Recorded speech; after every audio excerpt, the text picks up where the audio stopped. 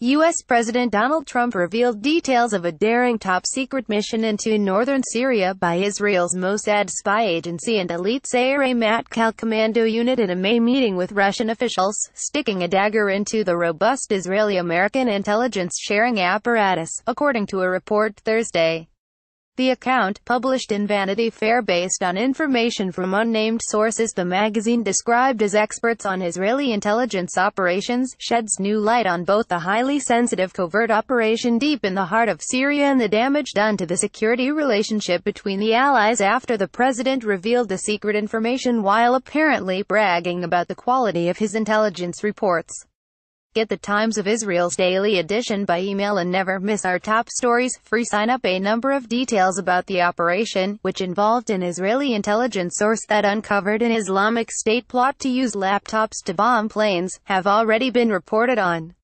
According to the Vanity Fair account, two Sikorsky CH-53 helicopters carrying Israeli commandos and Mossad agents flew into northern Syria, as part of a mission to insert a listening device to spy on an Islamic State cell that was devising new methods of carrying out bombing attacks sometime at the end of last winter.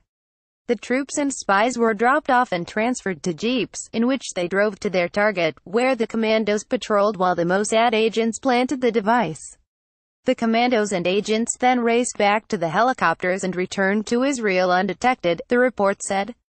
SOLRs run to a helicopter during an exercise in northern Israel simulating a war with the Hezbollah terrorist group in September 2017.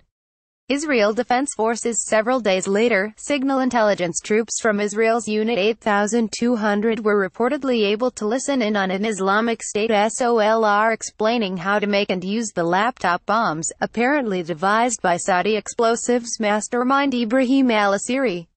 Despite having been warned by U.S. officials that Trump had been leveraged by Moscow and could pass sensitive info to the Russians, Israel shared the information with the U.S. intelligence community, sparking the temporary ban on bringing laptops out of several Middle Eastern countries.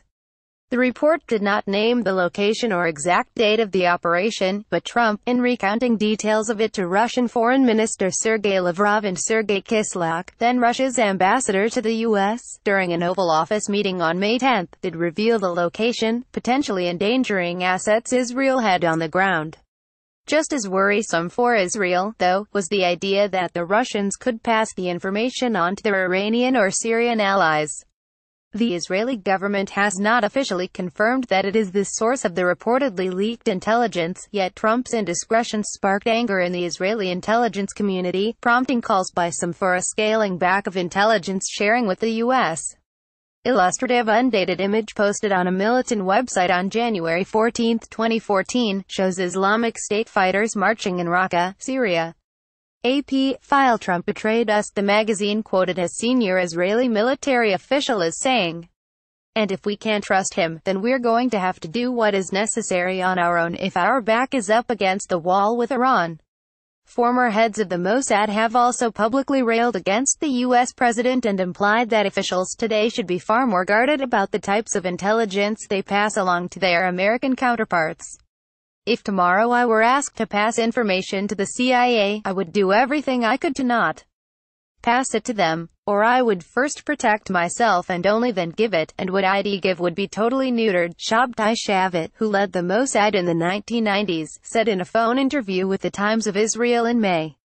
He described the U.S. president as a bull in a china shop, or as the Hebrew version of the expression goes, an elephant in a china shop, cavalierly passing along information to Russia without first being properly briefed and unwittingly violating the unwritten codes of conduct of espionage.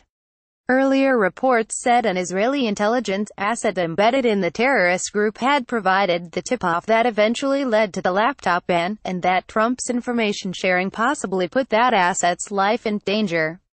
Facing criticism over the leak, Trump admitted he had given information to the Russians, though he asserted in a tweet he had the right to do so.